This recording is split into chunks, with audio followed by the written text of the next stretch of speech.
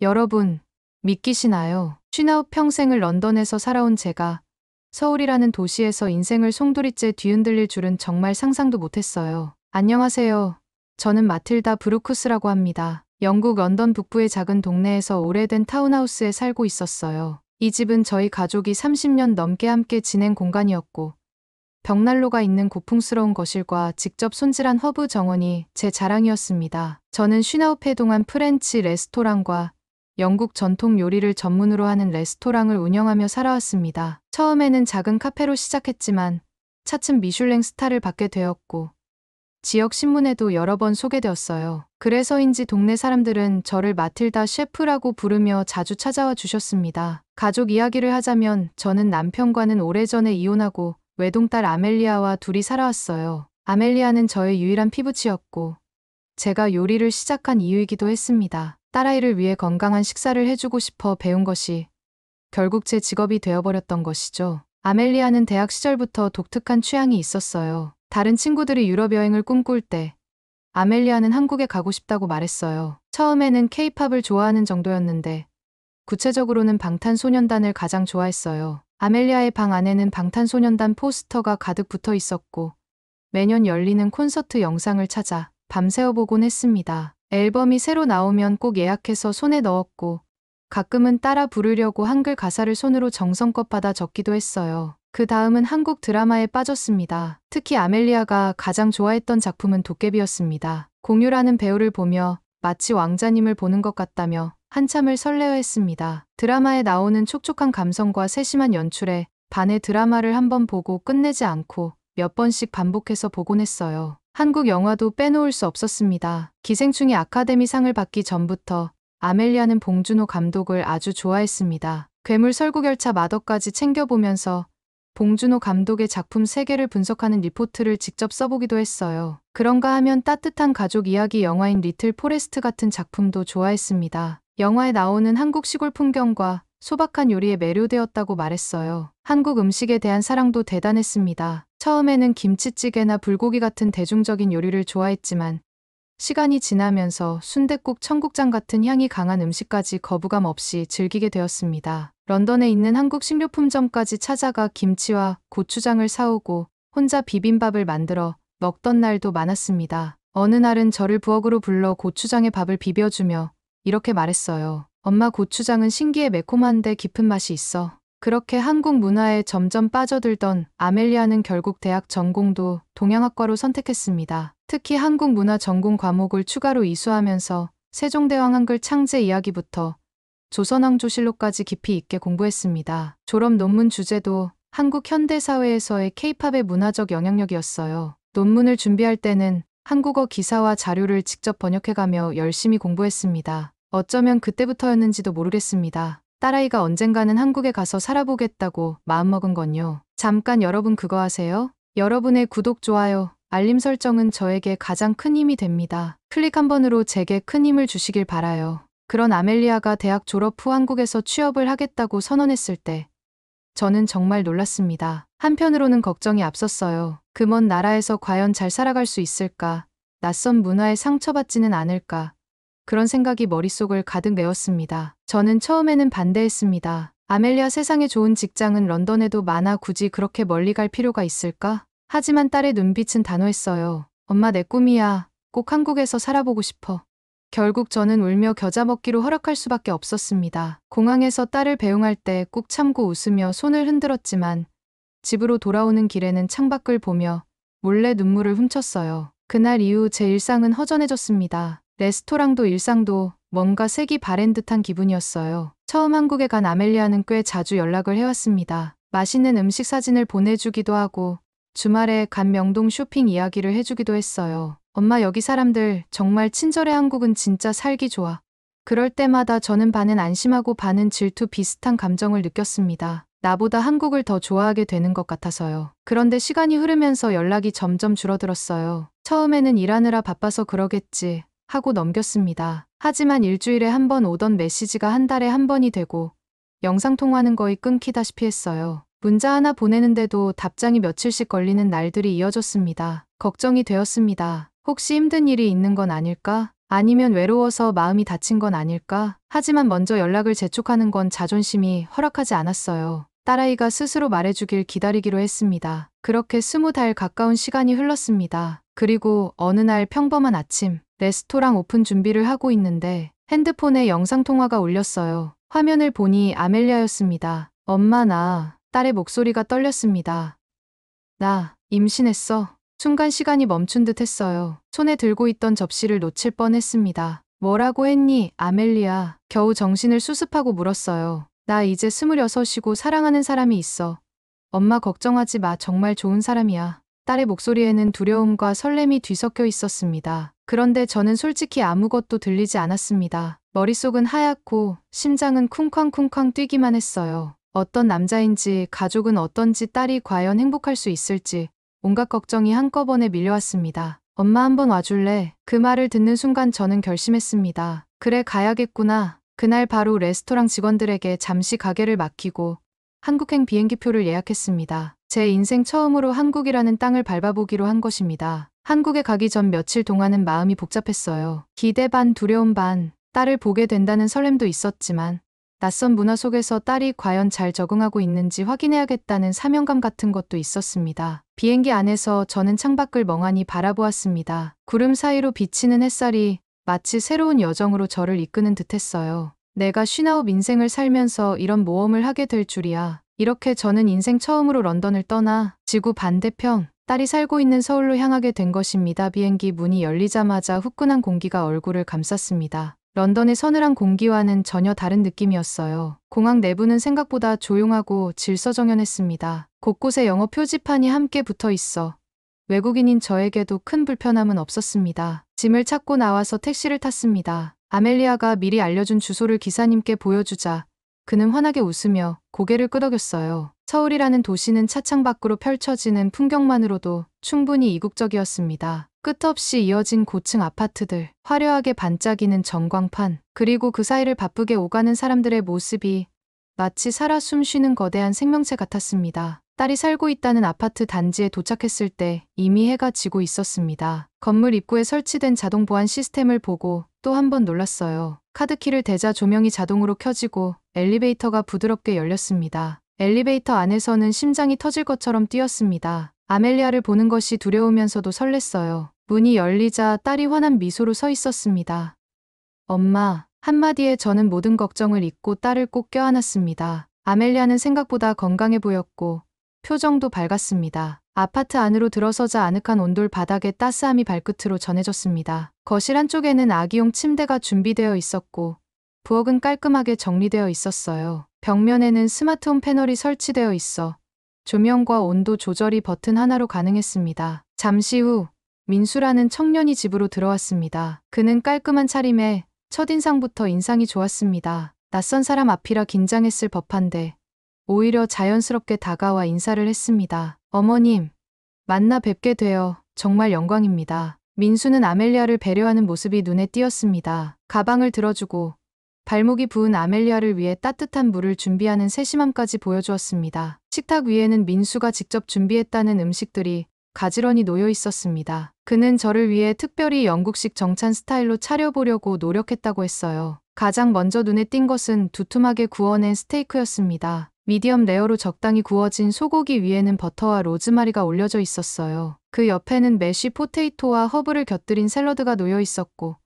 작은 접시에는 고급스러운 블랙커런트 소스가 담겨 있었습니다. 어머님 영국 분이시니까 입맛에 맞추려고 열심히 준비했습니다. 민수는 수줍게 웃으며 설명해 주었습니다. 스테이크는 런던에 있는 유명한 레스토랑에서 본 적이 있을 만큼 정성이 가득 담겨 있었어요. 굽기 정도도 완벽했고 소스는 과하지 않으면서 고기의 풍미를 살려주었습니다. 샐러드는 영국식 전통 샐러드를 참고해 만들었다고 했어요. 신선한 루콜라와 어린 잎채소 위에 올리브 오일과 발사믹 식초를 아주 가볍게 뿌렸고 그 위에 잘게 썬 호두와 블루치즈를 소복이 얹어 담백하면서도 고소한 맛을 살렸습니다. 특히 메쉬 포테이토는 저를 감동시켰어요. 버터와 크림을 아끼지 않고 부드럽게 으깬 감자 위에 살짝 뿌린 너맥 향까지. 런던에서도 잘하는 집을 찾기 힘든 맛이었습니다. 민수는 요리를 내오면서 하나하나 설명을 덧붙였습니다. 감자는 어머님 고향 스타일로 만들려고 영국 품종을 따로 주문했어요. 고기는 지방이 적은 부위를 골라 부드럽게 숙성했습니다. 그 이야기를 듣는데 어쩐지 가슴이 찡해졌습니다. 누군가가 나를 위해 이렇게 정성을 들여준다는 것이 오랜만이었거든요. 식사를 시작하자 민수는 눈치를 살피며 물었습니다. 혹시 어머님 입맛에 안 맞으시면 말씀해 주세요. 더 준비해 드릴 수 있어요. 저는 스테이크를 한 조각 잘라 맛보았습니다. 입 안에서 부드럽게 퍼지는 고기의 육즙과 허브향에 절로 미소가 나왔어요. 정말 맛있구나 민수야. 너 요리 학교 다닌 적 있어? 제가 놀란 듯 물었더니 민수는 머리를 긁적이며 웃었습니다. 어머님 뵙기 전에 한 달 동안 매주 요리 학원 다녔어요. 정말입니다. 아멜리아가 옆에서 킥킥 웃으며 덧붙였습니다. 엄마를 위해서라면 민수는 뭐든지 하려고 했어. 그 말에 웃음이 터지면서도 마음 한켠이 따뜻하게 데워지는 느낌이 들었습니다. 누군가에게 정성을 들인다는 것은 쉬운 일이 아니니까요. 특히 문화가 다른 사람에게 맞추기 위해 이렇게 노력한다는 것은 더더욱 어려운 일입니다. 식사를 마치고 난 뒤에도 민수는 직접 커피를 내려주었고 아멜리아는 작은 케이크를 꺼내왔습니다. 케이크 위에는 손수 만든 작은 팻말이 꽂혀 있었어요. Welcome to Korea, Mom. 서툰 글씨였지만 그 마음만큼은 진심으로 전해졌습니다. 그날 밤 저는 숙소에 돌아와서 한참 동안 생각했습니다. 민수가 준비한 한 끼 식사 안에는 단순한 음식 이상의 것이 담겨 있었어요. 존중과 배려 그리고 저를 가족으로 받아들이고 싶어하는 진심이 고스란히 담겨 있었습니다. 이 작은 식탁에서 저는 미래를 조금은 믿을 수 있게 되었습니다. 아멜리아가 사랑을 받고 있다는 사실을 눈으로 보고 마음으로 느꼈기 때문입니다. 엄마를 위해 연습 많이 했어요. 아멜리아가 장난스럽게 말했습니다. 식사를 하며 저는 속으로 생각했습니다. 이 모든 것이 보여주기용일까 아니면 진심일까? 하지만 저녁을 먹고 난 뒤 민수는 아무렇지 않게 설거지를 시작했고 청소기까지 꺼내 거실을 말끔히 치우는 모습을 보면서 의심은 조금씩 사라졌습니다. 다음 날 아침 민수는 저를 위해 특별한 하루를 준비했다고 했습니다. 서울을 제대로 보여드리고 싶어요. 첫 번째로 간 곳은 북촌 한옥마을이었습니다. 좁은 골목길 사이로 전통 가옥들이 이어져 있었고 한복을 곱게 차려입은 젊은이들이 사진을 찍으며 웃고 있었습니다. 엄마 여긴 진짜 서울이야. 아멜리아가 손을 꼭 잡고 말했어요. 북촌을 걸은 후에는 남산타워에 올라 서울 전경을 내려다보았습니다. 끝없이 펼쳐진 빌딩 숲과 그 사이를 흐르는 강의 풍경은 웅장했습니다. 런던의 템스강과는 또 다른 매력이 있었어요. 점심은 민수가 추천한 전통 한정식 집에서 먹었습니다. 작은 반찬들이 한 상 가득 나오는 것을 보고 저는 놀랐습니다. 각 반찬마다 섬세한 손길이 느껴졌고 맛도 하나같이 깊었어요. 특히 된장찌개는 제게 충격을 안겼습니다. 소박하지만 깊은 맛. 어떻게 이런 단순한 재료로 이런 깊은 맛을 낼 수 있을까 궁금해졌습니다. 식사를 마치고 돌아오는 길에 민수가 물었습니다. 어머님 혹시 요리 좋아하세요? 나는 요리로 인생을 살아온 사람이야. 저는 웃으며 대답했습니다. 그러자 민수는 빙긋 웃으며 말했어요. 기회가 된다면 어머님 레시피도 배워보고 싶습니다. 그날 밤 저는 혼자 숙소 방에 앉아 생각에 잠겼습니다. 서울은 생각보다 따뜻하고 친절한 도시였고 딸아이는 사랑받고 있다는 사실이 느껴졌어요. 그리고 마음 한구석에서는 이상한 충동이 일기 시작했습니다. 이곳의 식재료로, 이곳의 조리법으로 새로운 요리를 만들어보고 싶다.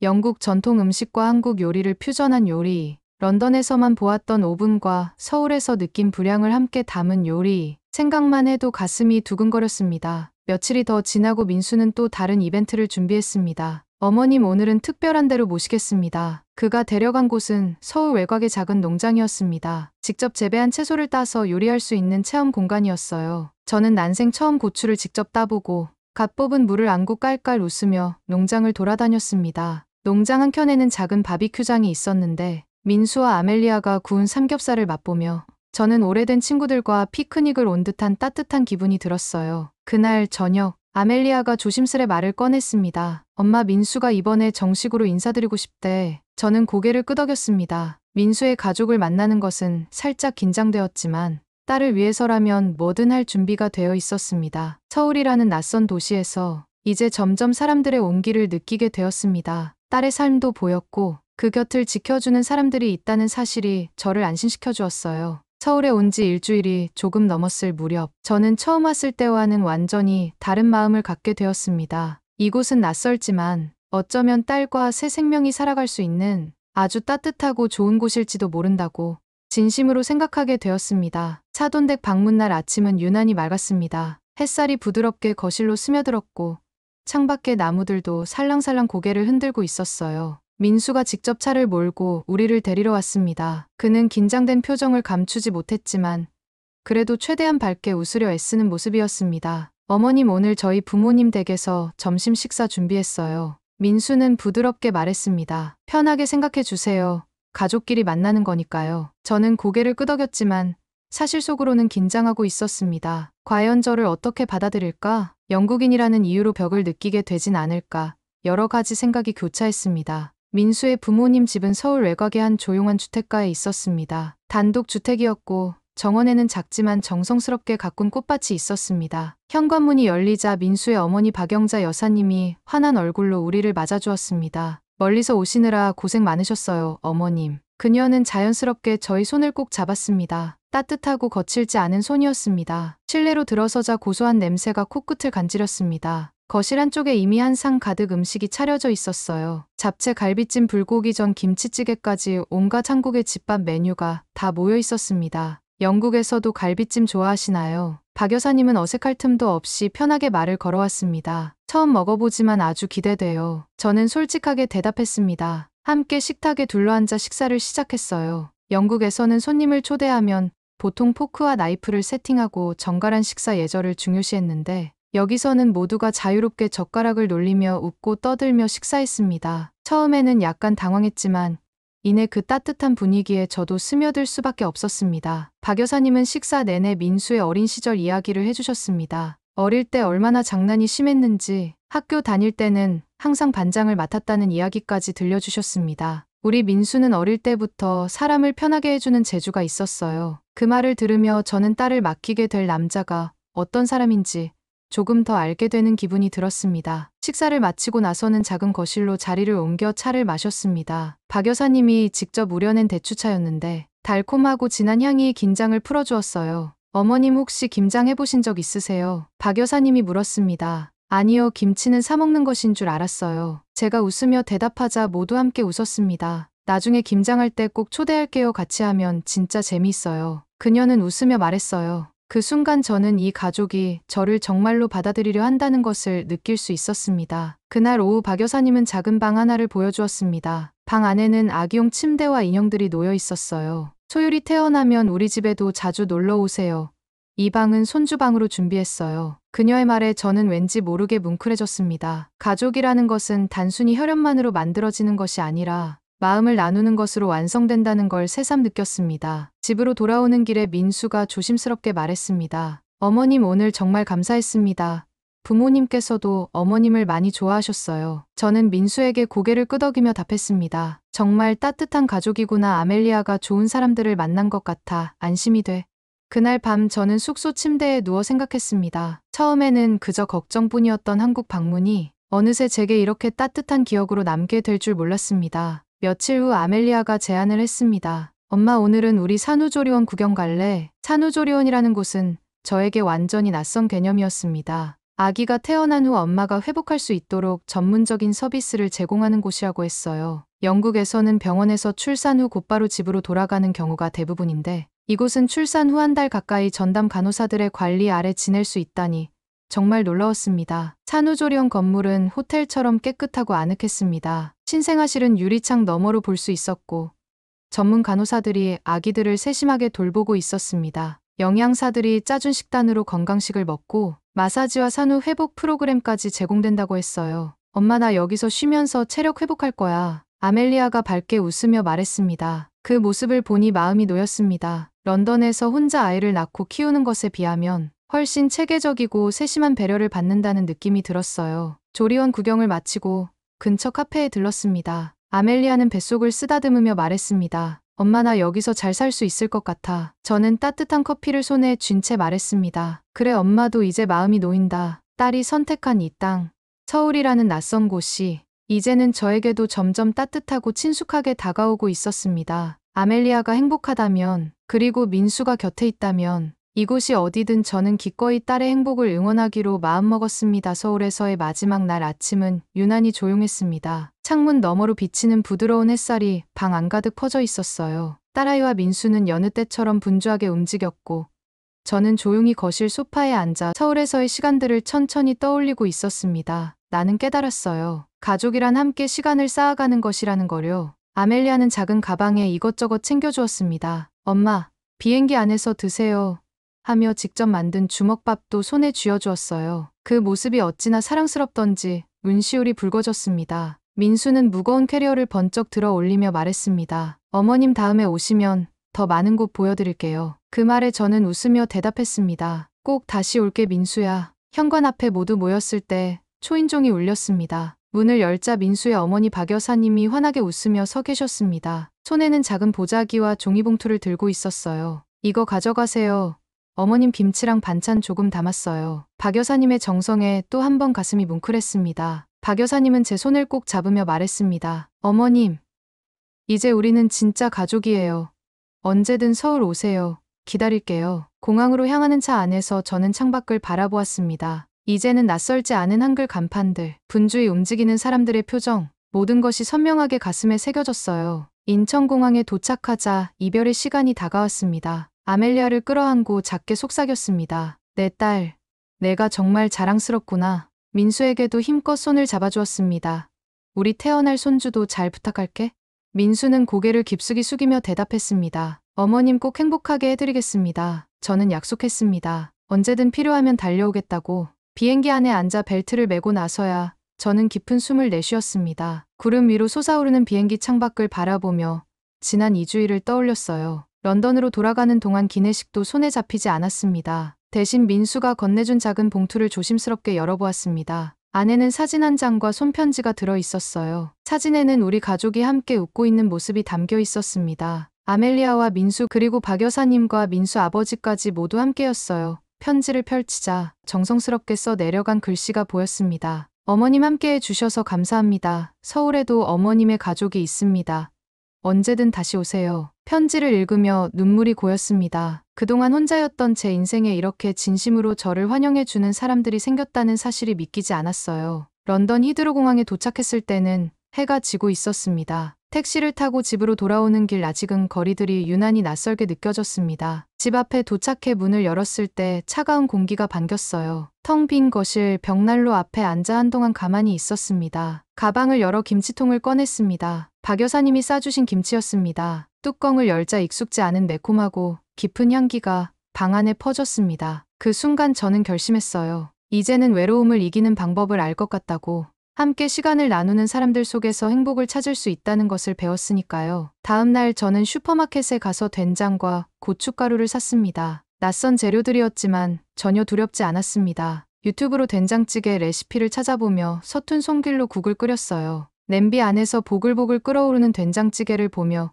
웃음이 났습니다. 아멜리아에게 사진을 찍어 보냈습니다. 다음엔 엄마가 직접 만들어줄게. 내가 가르쳐준 레시피로. 딸에게서 바로 답장이 왔습니다. 엄마 진짜 멋져. 다음에 꼭 같이 만들어보자. 사랑해. 시간이 지나 손녀 소율이 태어나고 다시 한국으로 가게 되었습니다. 표를 예매하면서 가슴이 두근거렸습니다. 이번에는 손님이 아니라 가족으로 돌아가는 기분이었어요. 출발 전날 박 여사님에게도 메시지를 보냈습니다. 곧 뵐게요. 이번에는 김장도 도와드릴게요. 곧바로 답장이 왔습니다. 기다릴게요. 우리 가족 어머님. 비행기를 타고 다시 구름을 가르며 날아갈 생각을 하니 설렘으로 가슴이 벅차올랐습니다. 서울은 이제 제게 또 다른 고향이 되어 있었습니다. 아멜리아와 소율이 그리고 따뜻한 한국 가족들이 있는 곳. 제 인생이 다시 시작된 곳이었어요.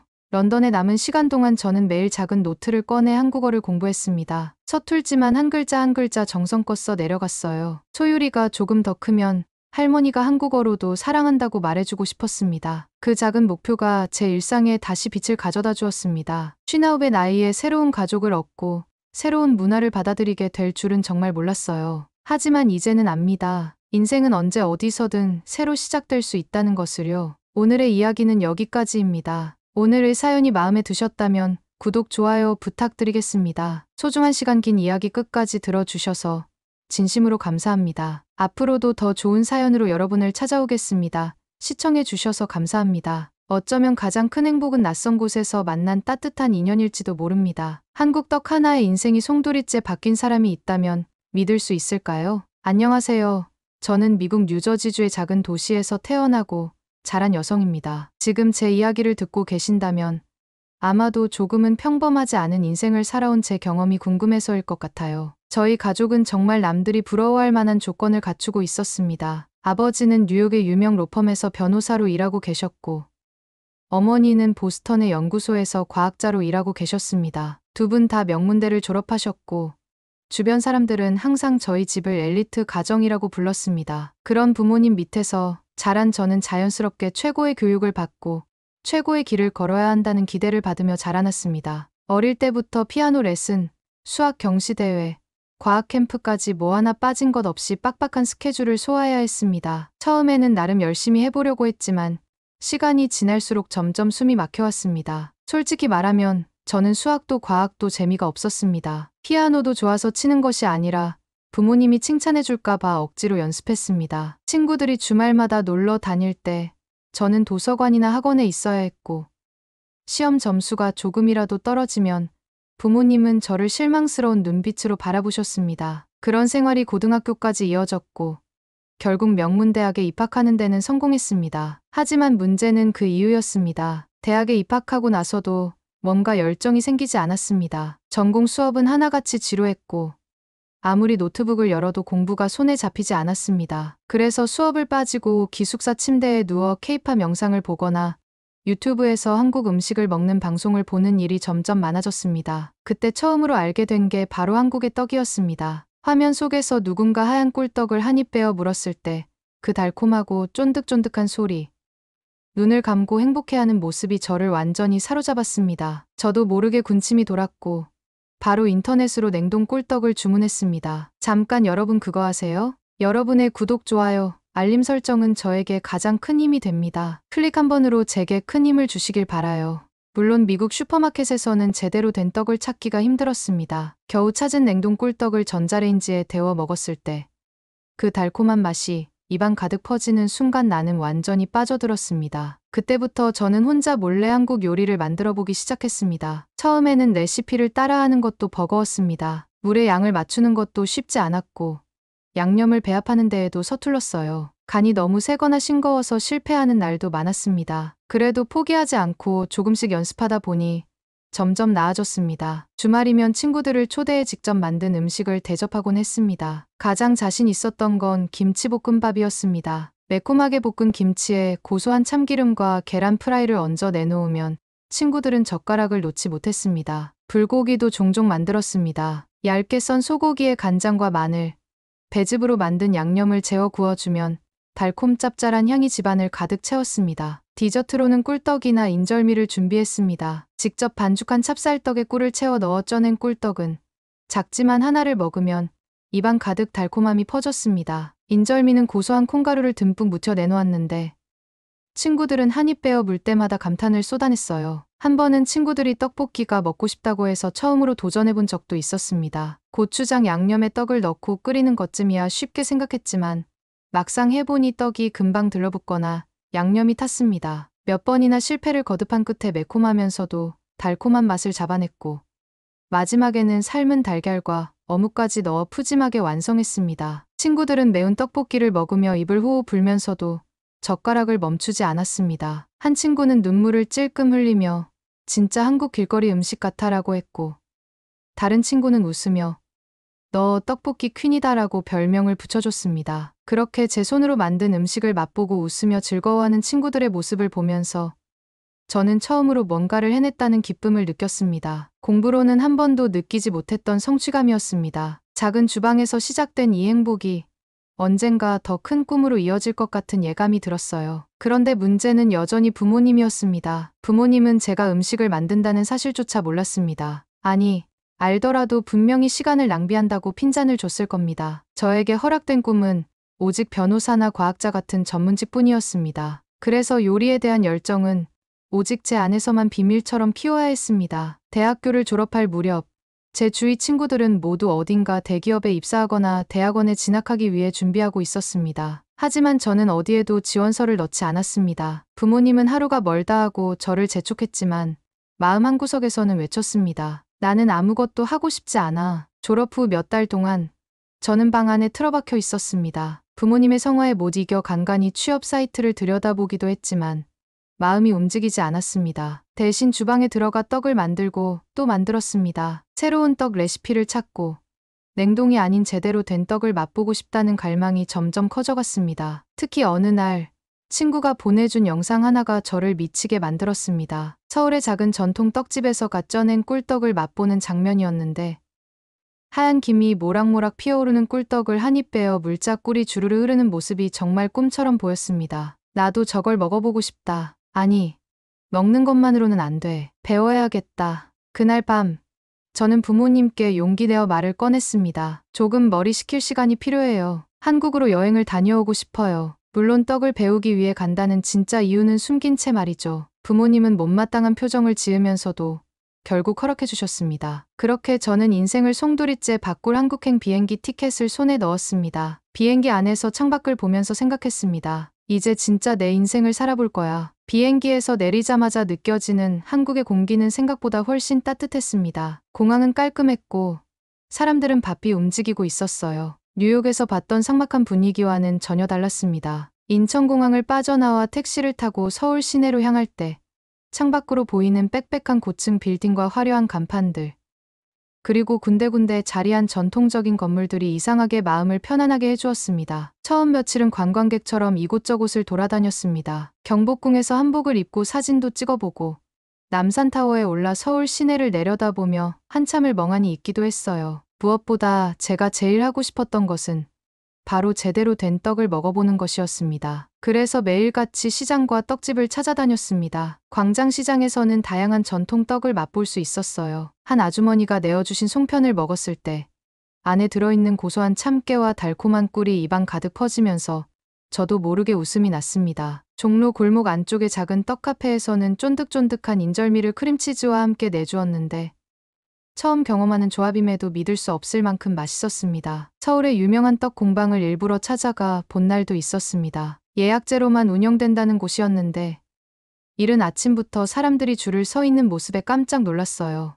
운 좋게 남은 자리를 잡고 앉아 꿀떡을 주문했습니다. 갓 쪄낸 꿀떡은 따뜻하고 부드러웠고 꿀이 입안에서 부드럽게 흘러내리며 세상의 모든 스트레스를 날려주는 듯했습니다. 그러다 문득 이런 생각이 들었습니다. 그냥 먹기만 하는 걸로는 부족하다고요. 정말 이 떡을 만드는 법을 배우고 싶었습니다. 어느 날 거리에서 작은 전단지를 하나 발견했습니다. 떡집에서 아르바이트생을 모집한다는 내용이었어요. 순간 가슴이 두근거렸습니다. 그날 바로 적힌 번호로 전화를 걸었습니다. 떨리는 목소리로 아르바이트를 하고 싶다고 말했지만 돌아온 대답은 차가웠습니다. 외국인은 어렵다는 거절이었습니다. 실망했지만 포기할 수 없었습니다. 매일같이 그 떡집을 찾아가 떡을 사 먹으며 아주머니와 조금씩 말을 섞었습니다. 한국어는 아직 서툴렀지만 기본적인 인사 정도는 할 수 있었어요. 정말 맛있어요 라고 말하면 아주머니는 웃으며 고맙다고 답해주셨습니다. 그렇게 며칠, 아니 몇 주가 지났습니다. 매일 아침마다 그 떡집 앞을 지나며 인사를 하고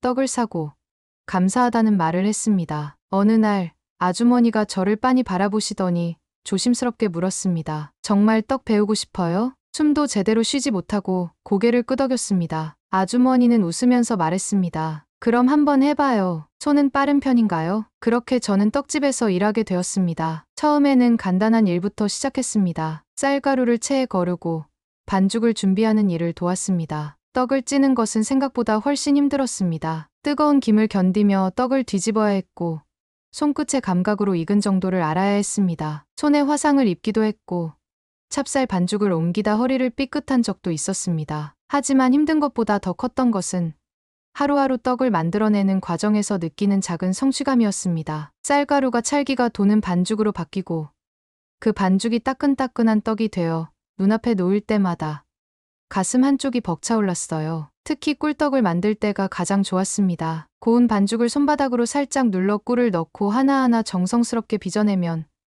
그것만으로도 세상을 다 가진 듯한 기분이 들었습니다. 아주머니께서는 손재주가 좋은 편이라고 칭찬해 주셨고 점점 더 많은 일을 맡겨주셨습니다. 일이 익숙해지면서 작은 해프닝도 많아졌습니다. 한 번은 꿀떡 반죽을 너무 얇게 펴서 찔 때 다 터져버리는 바람에 하루 종일 다시 만들기도 했습니다. 다른 날은 너무 열심히 반죽을 치대다가 기계가 고장나는 바람에 가게 안이 난리가 나기도 했어요. 그럴 때마다 아주머니는 화를 내는 대신 웃으며 이렇게 말씀하셨습니다. 처음엔 다 실수하는 거야. 내 마음이 예쁘니까 괜찮아. 조금씩 한국어도 늘었습니다. 일하면서 들은 단어들을 집에 돌아와 노트에 적고 유튜브로 발음을 따라 연습했습니다. 하루는 단골 손님이 말을 걸어왔을 때 버벅거리면서도 대답할 수 있었던 게 그렇게 기쁠 수가 없었습니다. 가끔은 저 자신이 믿기지 않았습니다. 20해 가까이 부모님의 기대에 눌려 살다가 전혀 다른 나라에서 전혀 다른 일을 하며 이렇게 행복할 수 있다니 정말 인생은 알 수 없는 거구나 싶었습니다. 그러던 어느 날 부모님에게서 전화가 왔습니다. 한국에서 너무 오래 머물렀다고 도대체 언제 돌아올 거냐고 다그치는 목소리였습니다. 마음 한편이 아팠지만 저는 조심스럽게 말했습니다. 조금만 더 있을게요. 아직 배울 게 많아요. 전화기를 내려놓고 떡집 바닥에 앉아 꿀떡을 하나 집어 들었습니다. 따뜻하고 달콤한 향이 코끝을 간지렸어요. 그리고 저는 생각했습니다. 지금 이 길이 비록 험난하고 부모님의 기대와는 다르지만 내가 진짜로 가고 싶은 길이라고요. 그날 이후로 더 열심히 일했습니다. 더 많은 떡을 만들고 더 많은 사람들에게 웃음을 주고 싶었습니다. 그리고 언젠가는 이 떡을 미국에도 알리고 싶다는 꿈이 아주 작지만 단단하게 제 마음속에 자리 잡기 시작했습니다. 이제부터가 진짜 시작이었습니다. 어느새 시간이 흘러 한국에 온 지도 반년이 넘어가고 있었습니다. 하루하루 떡집에서 일하고 새로운 떡 레시피를 배우며 보내는 시간이 너무 소중했어요. 더운 날에도 비 오는 날에도 새벽같이 일어나 떡살을 씻고 반죽을 하고 무거운 찜기에 떡을 찌는 일상이 힘들기는 했지만 그 어느 때보다 살아있다는 느낌을 받았습니다. 아주머니는 점점 저를 믿고 더 많은 것을 가르쳐 주셨습니다. 떡을 만들 때 중요한 것은 손맛과 마음가짐이라고 말씀하셨습니다. 아무리 기술이 뛰어나도 마음이 급하면 떡도 성질을 부린다며 천천히 정성껏 다루라고 하셨습니다. 그 말은 떡을 만드는 일뿐 아니라 제 인생에도 깊게 스며들었습니다. 하루는 아주머니께서 특별히 송편 만드는 방법을 알려주셨습니다. 송편은 반죽을 적당히 찰지게 빚어야 하고 속재료도 정성껏 골라야 한다고 하셨습니다. 고운 팥소를 넣고 정성껏 하나하나 빚어 쪘을 때 찜기에서 피어오르는 김과 고소한 냄새를 맡으며 정말 세상 모든 것을 다 가진 기분이 들었습니다. 이렇게 매일 바쁘고 행복하게 지내던 어느 날 예상치 못한 일이 일어났습니다. 오후 늦게 떡집 앞에 택시 한 대가 멈춰 서더니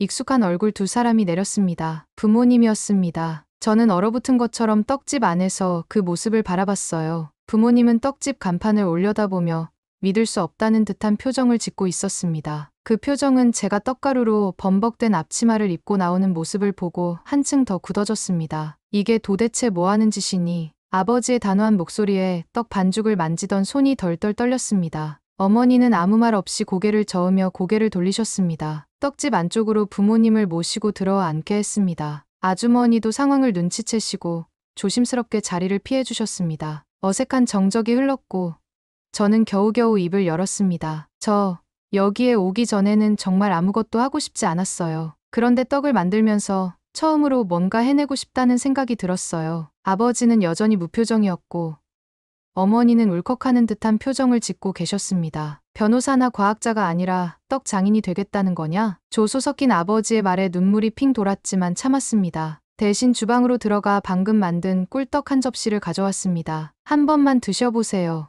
이게 제가 만든 거예요. 처음에는 거절하려던 아버지가 어머니의 눈짓에 못 이긴 듯 꿀떡 하나를 집어 들었습니다. 조심스럽게 한 입 베어본 아버지의 표정이 순간 부드러워졌습니다. 어머니도 작은 송편을 집어 드셨고 한참 동안 말이 없었습니다. 맛있구나. 아버지의 한마디에 그제서야 울음이 터질 뻔했습니다. 어머니는 송편을 다 먹은 후 조용히 말씀하셨습니다. 내가 이렇게까지 열심히 하고 있었는지 몰랐어. 그날 저녁 떡집 문을 닫고 근처 작은 식당에서 부모님과 함께 저녁을 먹었습니다. 삼겹살을 구워 먹으며 이런저런 이야기를 나누었습니다. 어릴 때부터 너무 많은 기대를 받으며 살아온 이야기, 대학에서 방황했던 이야기, 그리고 한국에 와서 느낀 작은 행복들까지 솔직하게 털어놓았습니다. 부모님은 처음에는 여전히 믿기 힘들어했지만 제 이야기를 듣고 점점 표정이 누그러졌습니다. 아버지는 고개를 끄덕이며 말씀하셨습니다. 내가 처음으로 내 인생을 위해 선택한 길이라면 우리는 응원해야겠지. 어머니는 눈시울을 붉히며 제 손을 꼭 잡아주셨습니다. 그렇게 저는 부모님의 허락을 받고 한국에 조금 더 머물게 되었습니다. 부모님이 돌아간 후 떡집 아주머니는 따뜻하게 웃으며 말씀하셨습니다. 이제 진짜 가족도 인정했으니 떡도 더 잘 될 거야. 그날 이후로 떡집에서의 일은 더 특별하게 느껴졌습니다. 전보다 더 정성껏, 더 기쁜 마음으로 떡을 만들었어요. 때로는 아주머니와 함께 새로운 떡 레시피를 연구하기도 했습니다. 딸기 퓨레를 넣은 인절미, 고구마 크림을 넣은 꿀떡 같은 새로운 시도들도 해보았습니다. 주말에는 서울 근교에 있는 전통 떡 마을에도 다녀왔습니다. 그곳에서 만난 장인 어르신들은 떡 하나에도 수십 년 동안 쌓아온 노하우와 장인정신이 깃들어 있었습니다. 어느 날에는 작은 떡 축제에 참가해 외국인 떡 만들기 체험 부스에서 도움을 주기도 했습니다. 아이들에게 송편을 빚는 방법을 가르쳐주고 직접 만든 떡을 나눠주었을 때 아이들이 환하게 웃으며 진짜 맛있어요 라고 말하는 모습을 보고 떡을 통해 이렇게 행복을 전할 수 있다는 걸 다시 한번 느꼈습니다. 한국에서 보내는 나날들은 어느새 제 인생에서 가장 빛나는 시간으로 남아가고 있었습니다. 매일매일 쌓이는 경험과 행복은 언젠가 미국으로 돌아갔을 때 분명히 큰 힘이 될 것이라고 믿었습니다. 하지만 제 마음속에는 여전히 하나의 소망이 자리하고 있었습니다. 이 아름다운 한국의 떡을 고향 사람들에게도 알리고 싶다는 소망이었습니다. 한국에서의 시간이 어느덧 1년이 넘어갔습니다. 떡집 일도 점점 더 손에 익었고 아주머니와는 가족 같은 사이가 되어 있었습니다. 아주머니는 가끔 저를 딸처럼 아껴주시면서 힘든 날이면 떡 대신 따뜻한 미역국을 끓여주시기도 했습니다. 그렇게 하루하루를 보내던 어느 날, 저는 중요한 결심을 하게 되었습니다. 이제는 돌아갈 때가 되었다고 생각했습니다. 한국에서 배운 것들을 가슴 깊이 간직한 채 다시 제 고향으로 돌아가야겠다고 마음먹었습니다. 하지만 단순히 돌아가기만 하는 것이 아니라 이곳에서 배운 떡 문화를 미국에 알리고 싶었습니다. 한국을 떠나기 전 마지막으로 아주머니와 함께 떡을 만들던 날이 아직도 선명하게 기억납니다. 우리는 함께 송편을 빚으며 이런저런 이야기를 나누었습니다. 아주머니는 조용히 제 손을 잡으며 말씀하셨어요. 내가 어디에 있든 내가 만든 떡에는 내 마음이 담길 거야. 그거면 충분해. 그 말을 듣고 저는 참았던 눈물을 흘리고 말았습니다. 한국은 저에게 단순한 여행지가 아니라 인생을 다시 시작하게 해준 고마운 땅이었습니다. 그렇게 저는 짐을 싸서 미국으로 돌아왔습니다. 고향에 돌아와 처음 며칠은 공허함이 컸습니다. 서울의 북적이던 거리, 골목골목의 작은 떡집들, 시장에서의 따뜻한 인사들이 그리웠어요. 하지만 곧 마음을 다잡았습니다. 저는 여기서도 제가 하고 싶은 일을 해내야 했습니다. 처음에는 작은 가게를 준비하는 일부터 시작했습니다. 뉴저지 교외에 조그마하지만 따뜻한 느낌의 공간을 빌렸습니다. 인테리어도 직접 꾸몄어요. 한국에서 보았던 떡집처럼 소박하고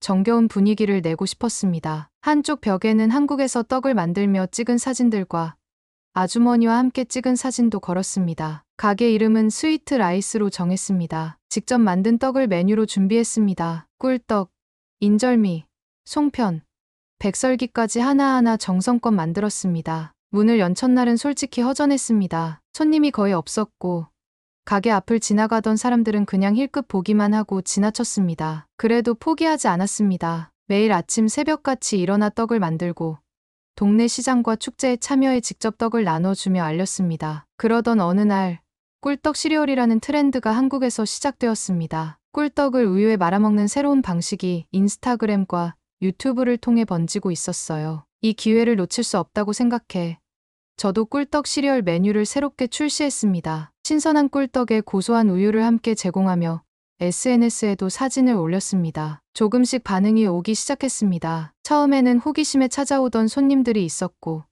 꿀떡 시리얼을 먹어본 사람들이 친구들을 데려오면서 점점 입소문이 퍼지기 시작했습니다. 여기서는 진짜 손으로 만든 한국 떡을 먹을 수 있다는 소문이 뉴저지뿐만 아니라 뉴욕까지 퍼져나갔습니다. 어느새 가게 앞에는 주말마다 길게 줄이 생기기 시작했습니다. 미리 예약하지 않으면 원하는 떡을 사지 못할 정도로 인기였어요. 떡을 포장해 가려는 손님, 먹고 바로 사진을 찍어 SNS에 올리는 손님들까지 매일 가게 안은 북적거렸습니다. 방송국에서도 연락이 왔습니다. 제가 한국에서 떡을 배우게 된 이야기, 부모님과의 갈등을 극복하고 가게를 연 이야기까지 인터뷰를 하게 되었어요. 방송이 나간 후에는 미국 내한국 교포 사회에서도 많은 응원을 받았습니다. 첫 수익이 들어왔을 때 가장 먼저 생각난 건 부모님이었습니다. 어릴 적부터 부모님의 기대 속에 눌려 살던 제가 이제는 제 두 손으로 무언가를 이룬 거였어요. 부모님을 가게로 초대했습니다. 가게 한쪽 벽에 걸린 한국 사진들을 보며 어머니는 환하게 웃으셨고 아버지는 한참 동안 가게 안을 둘러보시더니 조용히 말씀하셨습니다. 내가 이렇게까지 성장한 걸 직접 보니 정말 자랑스럽구나. 저는 부모님께 정성껏 만든 꿀떡과 송편을 대접했습니다. 그리고 첫 수익으로 마련한 특별한 선물을 조심스럽게 꺼냈어요. 작은 상자 안에는 고급스러운 디자인의 손목시계 2개가 들어 있었습니다. 하나는 아버지를 위한 깔끔한 가죽 밴드 시계였고, 다른 하나는 어머니를 위한 우아한 진주 장식이 들어간 시계였습니다. 이 시계를 고른 데는 이유가 있었습니다. 언제나 시간에 쫓기며 바쁘게 살아오신 부모님, 늘 저를 향해 시간은 금이다라고 말하셨던 분들께 이제는 천천히 자기 시간을 즐기셨으면 하는 마음을 담은 선물이었어요. 포장지를 열어본 부모님은 한참 동안 말을 잇지 못했습니다. 아버지는 손목시계를 꺼내 들고 조심스럽게 살펴보셨고, 어머니는 조용히 미소를 지으며 제 손을 꼭 잡으셨습니다. 내가 내 힘으로 번 돈으로 우리에게 이런 선물을 하다니. 아버지는 그렇게 중얼거리며 고개를 끄덕이셨습니다. 어머니는 시계를 손목에 직접 차보시며 눈가가 촉촉히 젖어 있었습니다. 이 시계 볼 때마다 너 생각날 것 같구나. 그 순간 가게 안은 세상의 어떤 찬란한 조명보다 따뜻한 빛으로 가득 찬 것 같았습니다. 이 작은 선물 하나에 담긴 제 진심이 부모님께 고스란히 전해진 걸 느낄 수 있었습니다. 그리고 그날 저녁 함께 식사를 하면서 조심스럽게 제안을 했습니다. 이번에는 저랑 같이 한국에 가보지 않으실래요? 제가 사랑하게 된 그곳을 부모님께도 보여드리고 싶어요. 부모님은 한동안 생각에 잠기더니 이내 환한 미소로 고개를 끄덕이셨습니다. 그래. 우리 같이 가자. 내가 만난 한국을 우리도 만나보고 싶다. 그렇게 우리는 한국행 비행기 표를 예약했습니다. 부모님과 함께 저희 2번째 한국 여행이 시작될 예정이었습니다. 그날 밤 가게를 정리하며 가만히 창밖을 바라보았습니다. 뉴저지의 조용한 거리, 가게 간판에 비치는 은은한 불빛, 그리고 창문 너머로 보이는 별빛까지 모두 따뜻하게 느껴졌습니다. 이곳에서 시작된 작은 떡 한 조각이 이렇게 큰 행복을 가져다 줄 줄은 몰랐습니다. 앞으로도 저는 이 길을 계속 걸어갈 것입니다. 천천히, 그러나 단단하게, 한국에서 배운 따뜻한 마음을 담아 더 많은 사람들에게 달콤한 행복을 전하면서요. 오늘의 이야기는 여기까지입니다. 오늘의 사연이 마음에 드셨다면 구독, 좋아요 부탁드리겠습니다. 소중한 시간 긴 이야기 끝까지 들어주셔서 진심으로 감사합니다. 앞으로도 더 좋은 사연으로 여러분을 찾아오겠습니다. 시청해 주셔서 감사합니다.